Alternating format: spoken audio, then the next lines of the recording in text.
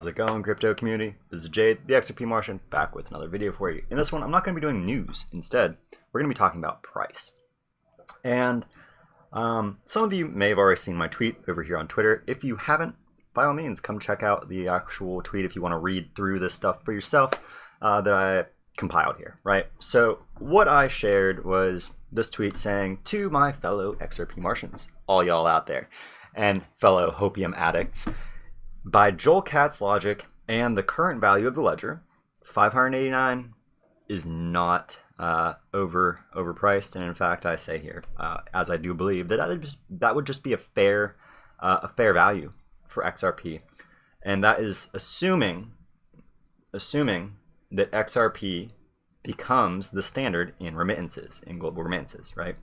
So what I did is I have the screen cap here that has been going around Twitter from Joel Katz, where I underline the very critical part of what he's sharing as far as the potential for the future of price, right? So in this, the one that's really important to keep in mind is, what if Ripple captures the value of all high friction international payments that are now occurring? Now, high friction means that it's in regions where they have either low liquidity or a poor currency that does not hold its value or is not stable. Therefore, banks cannot afford to risk holding that currency, therefore engaging in remittances with them. So very few institutions do such for them. So they become high friction international payment corridors, right? And if Ripple managed to successfully capture that for the XRP network, then XRP could hit $20. Now, what's important to keep in mind is that Joel Katz himself says you can add a multiplier to this $20 for the additional demand from people holding XRP to make or facilitate their payments in the future, right? And then he goes on to say that if Ripple captures all international volume, that maybe the price would be about 120. And that same point as above, people holding XRP will add a multiplier onto it. So I decide, okay, what if the institutions at large decided that they were going to go 100% live today?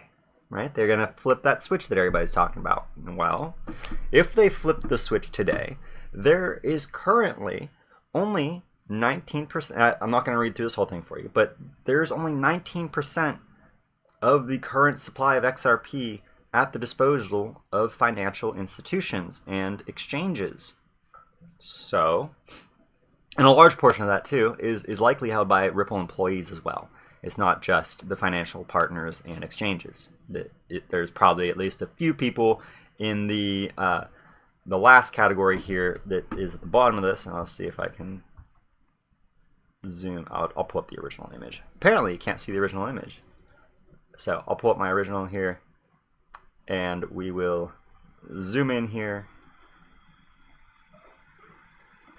And everybody can see up here that there are 991 accounts, XRP ledger accounts, that hold between 1 to 5 million XRP. And of those 900, of that essentially 1,000 accounts, there is 1.9 billion XRP, meaning that of those 991, the average holder in that range holds less than 2 million XRP. So it's most of those people are at the 1 million end of that spectrum. Now, and so that's the population that I personally believe is most likely to be employees, not exchanges. I believe that most exchanges are probably in the higher figures. They probably have between 5 to decabillions, right? Or millions, rather. So, and then you see also in this up close that 8 of the wallets are contain 18 of the wallets technically contain 1/4 of all XRP. And those 18 wallets consist of the founders and Ripple Labs. And I believe that SBI is also one of those, would be one of those, because I know that they are a massive holder. But they might be one of the 45 listed below. At any rate, the point being is that at present, only 19%, essentially 1/5 of all XRP, is held by financial institutions. So that means that the inverse of such, that 4/5 of all XRP is not in their possession, that is being held, which means that you can apply a 5 times multiplier to the value of to JOLCAT's projected value to arrive at the value of XRP should all international remittance values be directed through the XRP network. Which means that you take his $120 projection, and multiply it by 5, and suddenly you're at $600. Now, I am making this video actually not just to share this with you, because I've already shared this on Twitter, and I've incurred rebuttal from individuals who I highly respect. DM Logic being one of them, because I think he likes to play devil's advocate and be the skeptic, because in his own words, he would rather be surprised than disappointed with whatever his expectation is, right? Now, personally, I personally would rather be patient and neither surprised nor disappointed, because I'm willing to be patient instead of either of these two emotional things. I don't believe in investing in emotions, and that's how I play this game. This is why I break down numbers for you. I go for the most factual things that I possibly can pick out in a space. That's why I was hoping that the code that we were looking at from guest 1 was right. Unfortunately, that was not. But I'm back to doing my own research. We're not relying on other people anymore. I'm providing you my insights based upon my work and my evidence that I can dig up for you. So, where does XRP go if we get the entire remittance, global remittances included? We go to $600. Now, here is DM's counter argument. DM's counter argument is, yes, but you're not accounting for the sell pressure that will come should volume come into this. Very good point, DM. So let's look at the sell pressure that you or I, as retail investors, could perpetrate on the network, shall we? So first off, we have to ignore the 24.5 billion XRP, the 1/4 of supply that is being held by Ripple and the founders. Why? Because they are not going to shed a considerable amount of their holdings during the run-up. Why would they do that? Not only are they going to damage their individual and Ripple as an entity's net worth by doing such when they have a very clear roadmap ahead of them, which would mean that they know what they're holding as far as the future value, and corporations always in every single example ever throughout history will prioritize their future profits over present. This is how you gain money. This is how a business stays profitable. They stay profitable by prioritizing their profits over their personal gains, because profits are more important to investors. Profits are more important to individuals who want to become involved with your company. If you are not profitable, you are not going to get partners. You are not going to acquire additional interest. Because if you can't be profitable, how are you going to be profitable for anybody else? Understood? Good. So 1/4 of XRP off the table. Now, let's assume that, again, this happens overnight. This is not happening over the course of 5 years. It's happening overnight. Now, that means that Ripple has access to only 1 billion of the 51 billion almost 52 billion XRP that's in escrow right now. That means that we can add 1% extra to the financial institutions this month. Well, that 1 billion adds in. Now they are up to truly 2 billion XRP, because they don't even technically have 20 billion XRP right now. I just used the 20% figure for the easy 1/5, right? But we're going to bring that up to 20.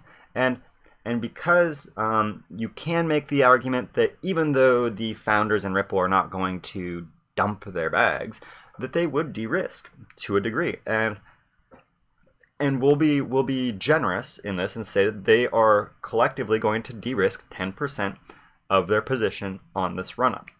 10% of their position would result in 2.4 billion XRP, which brings our total available to the financial institutions up to 2.24 or even 22.6 billion XRP. Well, that's still not quite enough XRP to say that we only have a 4x multiplier. So let's say that of all the XRP that you, me, and everybody else holds, which equates to about 5 billion XRP, we're going to say that we're going to sell half. We're all going to dump half of our bags. Collectively, all of us just going to dump half. Well, now the financial institutions have access to a cool 25 billion XRP. They now have access to 1/4 of the supply. Now, assuming that people are going to sell half of their XRP, that's a pretty, especially of the individuals who are in the larger bag positions, such as myself. Just for transparency, I will not ever sell 50% of my XRP. I will die before 50% is out of my bags. And if you understand what Ripple is doing, if you understand what XRP is, you're in the same boat as me, because you're not thinking emotionally. You're thinking with long-term profitability in mind. You're thinking, how do I better my life? You're not thinking, oh, I'm here to get rich quick. No, I've been here for 2 years. I'm not here to get rich quick. Getting rich quick would have happened a year ago if that was going to happen for me. It didn't happen, so I'm here for the long haul. As most people listening to this right now are, as most people who are invested in XRP right now are. We are long-term holders, so we are not going to de-risk 50% just as this very first moon comes. We're going to de-risk more likely what the founders are going to be de-risking. We'll probably do a little bit more because we don't have as much XRP, and we'll still want to see a nice profit. So most of us are probably going to de-risk about 20%. I digress. Irrelevant, right? I'm not even going to play the realistic card. We're going to play no, we're all a bunch of idiots who are going to sell half our bag as soon as XRP starts to move. Because that's the only way that we can get this figure up to moving from a 5x multiplier to only a 4x multiplier. We have to sell half of our collective holdings as an XRP community. Half. Okay, well, now the financial institutions have a quarter or 1/4 of the supply, and XRP, instead of going to $600, it only goes to $480. Only $480. I'm so sorry, ladies and gentlemen. Oh wait, no, we're still in the middle, the mid hundreds, right? So I gave half of all of our XRP back, and we still can't get the financial institutions to have enough liquidity for us to push the price, or to bring the price, keep the price below something that most people in the XRP community want to call hope, fake, whatever it is, whatever the nonsense is that people want to insert, that, oh, it can't do this, it can't achieve this. No, it can achieve these things because you are not thinking of XRP as a currency. You are thinking of XRP as a security. You are not thinking of XRP as the thing that buys stocks. You are thinking of it as the stock, and therefore you are wrong. You are wrong in your interpretation of what you are holding, and therefore wrong in your understanding of the potential inherent value of that thing, that XRP. And just to drive this point home, let's say that we all sell, all of us, all 128,000 of, we'll say all 1.7 million people, aside from the financial institutions, all sell their XRP. Guess what? It's still a 2 times multiplier. It's still up to $240. All of us sold $240, and guess what? And that's the situation where there's no such thing as a retail bull run on this. That is a situation where nobody in the world talks about XRP skyrocketing hundreds, if not thousands, if not tens of thousands of percent. That's that world where everybody ignores it. They're like, oh, this thing skyrocketed like that. Who cares? Whatever. I'm not putting money in it. It's not going anywhere. No, that is not how people are going to react when they hear about this thing blowing up. And in fact, that's not even realistic, right? Again, we are in a bear market, ladies and gentlemen, a bear market, and this is the current distribution in a market where there is little to no hope. That individuals like myself who encourage hope in investors are told that we're full of hopium. This is why I've reclaimed the term hopium, because I can't wait to push it in a lot of people's face when the bull run comes. Because I cannot wait to point out to people, well, that's because you were trying to use multipliers based upon bearish scenarios and not upon the bullish scenario that will come with institutional adoption. People in this space have become, what's the term I'm looking for? Indoctrinated or brainwashed. That one's a bit rude, but comfortable. People have become comfortable with the idea of what a bear market feels like. Most of you don't even know what a bull market feels like. Some of you experienced the bull market of 2016, 2017, and you've already forgotten. You forgot what a 2-year bull market feels like because you've been in a 2-year bear market. Now, I haven't. And I only participated in the bull market for the last 7 months. I know what that feels like, and I know what that does to your mind. I know what that, and you know what the last thing on my mind was during the bull market? Selling. I wasn't thinking about selling my XRP or my Bitcoin back then. I wasn't thinking about selling. I was thinking about buying. I was thinking about buying all the way up to 20,000. I was still buying. At 16,000 I bought Bitcoin, right? Me. But Bitcoin. I consider myself a very intelligent individual, somebody who's very logical. But I was illogical in that moment because of the market, because of how the market was behaving, and because I couldn't trust my own emotion. I couldn't trust that my rationality was correct in the way the market was behaving irrationally, and so I could only assume as a rational mind that I was being irrational in that scenario, and therefore FOMO. That is bullish sentiment, and that is why anybody who thinks that there's going to be more sell volume than buy volume in a bull run, well, you just don't understand. You don't even look at previous market cycles, right? So now I'm going to go over and I'm going to go to TradingView, right? We're going to go to TradingView on Bitstamp because relatively older exchange for this space, and you're not even going to see most of the 2017 buy volume in this, so people can't be like, well, you're just using the most popular exchange during the 2017 bull run. No, ladies and gentlemen, I don't play games, and I know how these games are played with people. So the bull run for XRP really began back in the, what was it, March, right? Was it March or April? April is when XRP started to run up. And you can see this on the RSI. That's when the buy volume came in. And that's when the price started to go up. Now, these are your volumes. Do you see more? Now, here, I'm gonna move the chart here so that you can't see the bear market. Now, during this whole virtually year, what do you see more of on your screen? Green or red candles? Is there more buy or is there more sell volume during a bull run?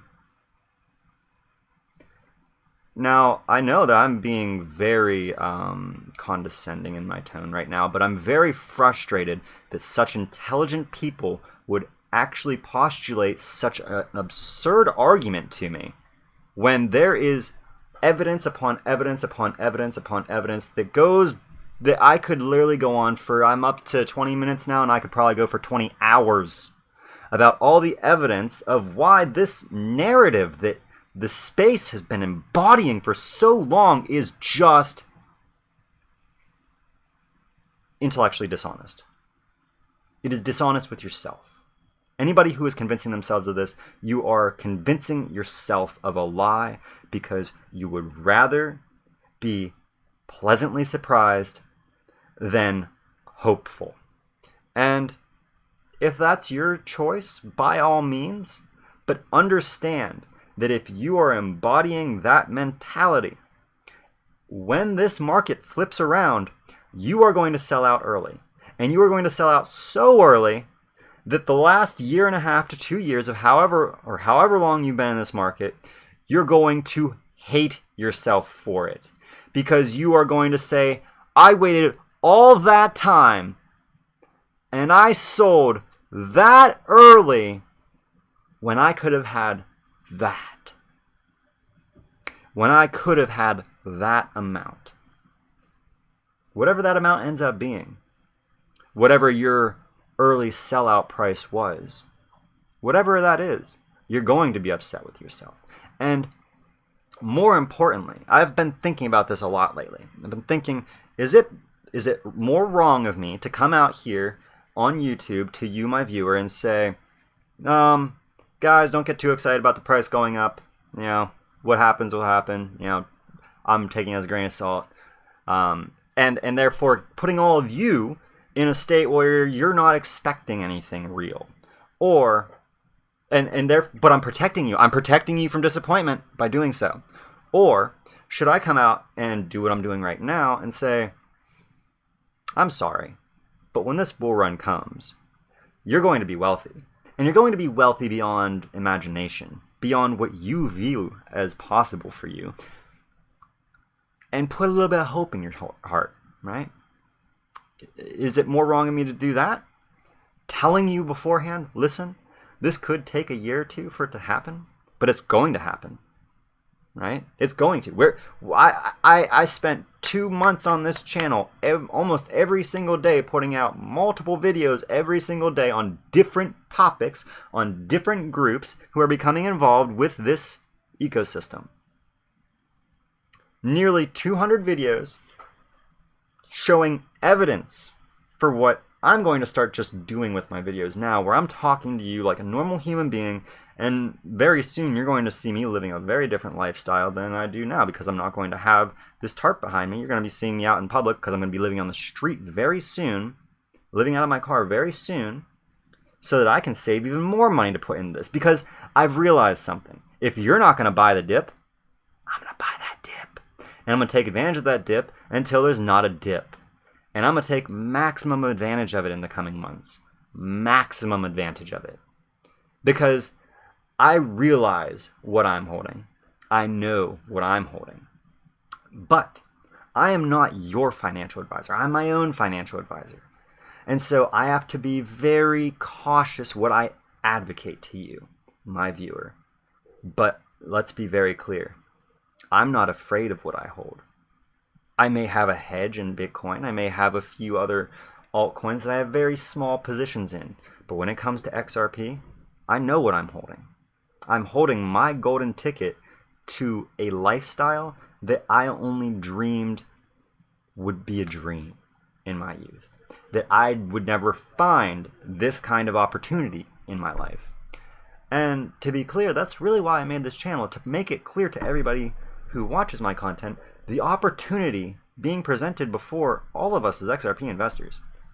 So I hope that I've contained at least enough information in this to show that there is no argument for why XRP is not going to enter the mid 6-figure or the mid 3-figure range, between somewhere near $500. There's no mathematical way for you to argue against it. It's just not possible. You're either going to start arguing with Joel Katz, thinking you're more intelligent than the person who literally invented blockchain technologies when he patented his Merkle tree concept that is now in use with XRP. You're either going to assume that you know better about this ecosystem than the inventor of it, or you're going bearish. You're being short-sighted. And there's a reason why why the positions are called shorts and longs, right? Why is a bull long in a bear market? Because they see the big picture. They're looking far down that road.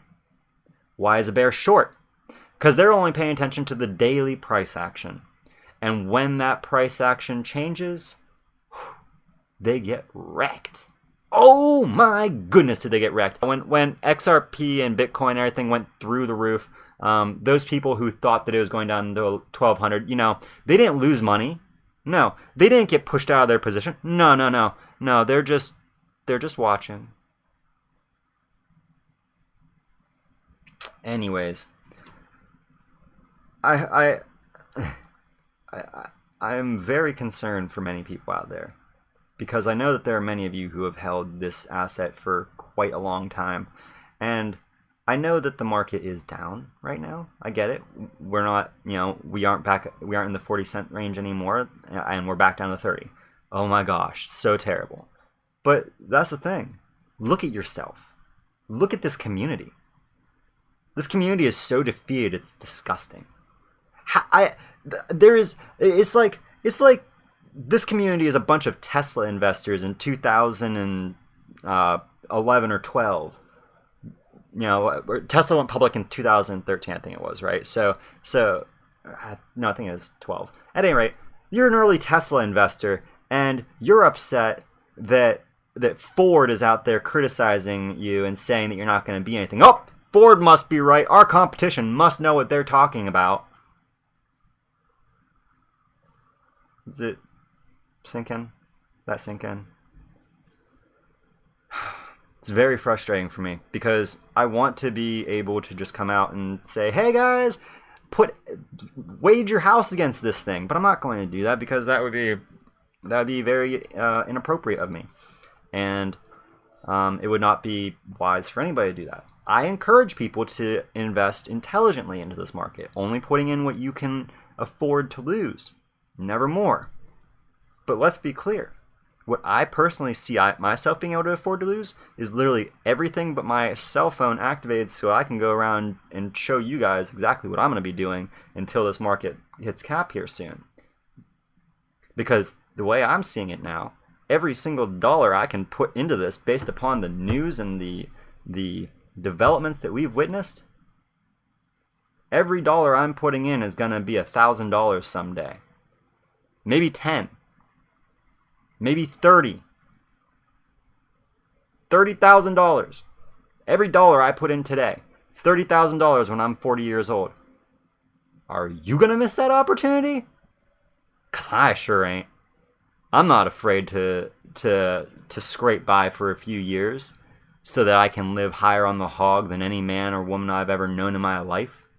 Are you kidding? Do you not understand what once in 3 lifetime means as far as an opportunity being presented to you? This is not something you will ever get the chance at again. Ever. Ever.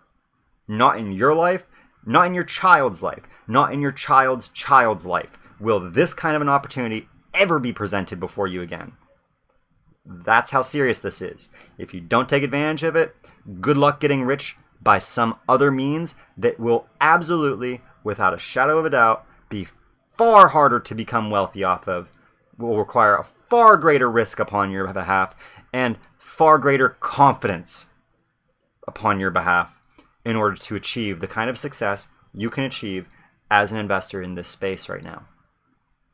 As somebody investing in this dead bear market. Full of gems, too. Because it's not just XRP, as many of you know. I like to promote out other coins that definitely have a very real use case. IOTA, EOS, VET. All of these chains are going to do fantastic in the future. Link, another one, right? Brand new one right out the gate. Link's going to have a golden future because of Google. And I think whoever else they're partnering with, I can't remember anybody else off the top of my head.